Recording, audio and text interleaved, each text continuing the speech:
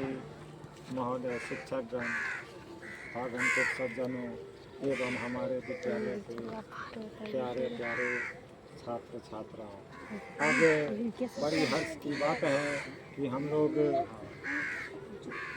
15 अगस्त के शुभ अवसर पर यह झंडा उत्तोलन कार्यक्रम करते हैं।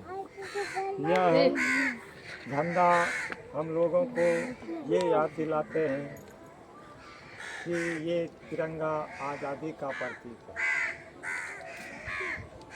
इससे पूर्व हमारा देश गुलाम था, कहा जाता है उस समय हमारे भारत देश में विद्या का कमी था, बहुत दूर दूर पर शिक्षण संस्थान थे, लोगों को पढ़ने में असुविधा होती थी। ज्ञान के अभाव में लोग अपना खेती करके जीवन बसर करते और उसी बीच जो तेज तराक लोग थे और जो विदेश से आने वाले व्यापारी थे, वो आकर हमारी बुद्धि कम बुद्धि होने के कारण वह अपनी बुद्धि चालाकी से हमारा ही धन अपने देश से लूटकर वह अपना खजाना भरते रहे और अपने मुल्क में ऐसो आराम करते रहे और हमारे देश में आकर हमें से मजदूरी करवाते थे और हम लोगों को समाज में सभी इंसानों को और किसानों को कष्ट दिया करते थे।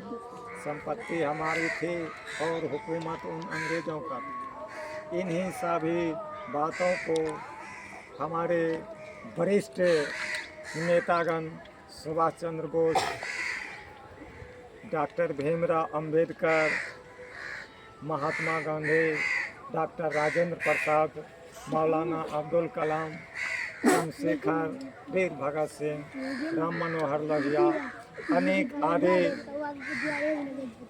नेताओं ने इन बातों को समझा, जाना और पहचाना। उसे यह बात स्पष्ट हुआ कि वास्तविक में यह देश हमारा है, हमारे देश की संपत्ति है और हम ही पर ये अंग्रेज शासन कर रहे हैं। आपस में एक दूसरे को लड़ाते हैं, फूट डालते हैं और शासन करते हैं। इसलिए इससे हमें जागृत होना होगा और इन विदेश के रहने वाले विदेशी तत्व, विदेशी व्यापारी को हम अपने देश से बाहर करेंगे। उसके बाद हमारा देश आज़ाद होगा। 200 वर्षों की कठिन संघर्ष के बाद अंत में 15 अगस्त 1947 के दिन हमारा देश आज़ाद हुआ, जिसमें हमारे देश के बहुत सारे वीर सेनानी को अपना बलिदान देना पड़ा है। क्योंकि आप लोग अभी भी सुनते हैं कि हमारे देश में अंग्रेज़ों ने जो अत्याचार किया था, जालियांवाला बाग कहा जाता है, जहाँ पे जालियांवाला बाग हुआ, वहाँ की धरती अभी भी खून से लाल है। वहाँ कितने भारतीयों की खून से वह मिट्टी सनी हुई है और देश के हर एक कोने में हमारे भारत के निवासियों को सताया गया था। अब जब 15 अगस्त 1947 को देश आज़ाद हुआ तो उसके बाद नई व्यवस्था, नई कानून लागू हुआ और हमारे देश में यह 26 जनवरी 1950 से हमारे देश का कानून लागू हुआ और हमारे देश में स्वतंत्र भारत के रूप में जाना जाता है। लेकिन अफसोस की बात यह है कि अभी भी आजकल भी हमारे देश में कुछ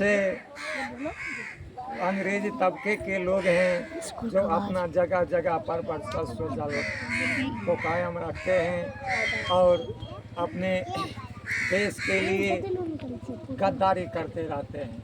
वैसे इंसानों से हम सबों को दूर रहना है, उनसे हमें सचेत रहना है और सतर्क रहना है। इतना ही नहीं, इसके बाद जब आपके पास ज्ञान होगा, कहा जाता है कि ज्ञान जो है मनुष्य की सबसे बड़ी ताकत होता है और ज्ञान के द्वारा मनुष्य अच्छे से अच्छे, कठिन से कठिन कार्य को सुगम बनाते हैं। इसीलिए मेरे छात्र छात्राओं, यह जीवन, यह जन्म बार बार नहीं मिलता है।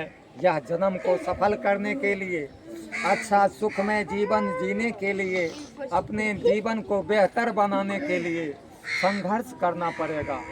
भगवान श्री राम को गुरुकुल में 12 वर्षों तक शिक्षा ग्रहण करना पड़ा था।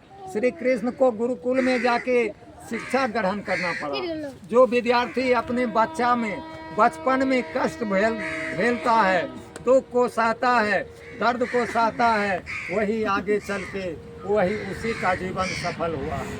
आप इतिहास उल्टा कर देख लीजिए। राम भगवान ये चारों भाई गुरु के पास ज्ञान प्राप्त करने के लिए गए और उन्होंने गुरु से अच्छी शिक्षा ज्ञान को प्राप्त किया। उसके बाद श्री कृष्ण, बलराम, ये सभी भी गुरु संदीपन मुनि के पास गए और ज्ञान प्राप्त किए। जो विद्यार्थी अपने बचपन के जीवन में कष्ट करके, संघर्ष करके, मेहनत करके ज्ञान प्राप्त करता है, जो विद्यार्थी को 12 घंटा पढ़ना चाहिए, कम से कम काम कितना भी हो 10 घंटा से कम किसी को नहीं पढ़ना चाहिए। यही आपकी तपस्या होगी जब आप BA MA कर लीजिएगा और कठिन मेहनत के बाद, कठिन पढ़ाई के अध्ययन के बाद जब आपको नौकरी मिल जाएगी तो आप सफल हो जाएंगे। सफल उसी दिन होता है जब नौकरी प्राप्त करता है। इन्हीं चंद शब्दों के साथ हम अपनी वाणी को विराम देते हैं। जय हिंद, जय भारत।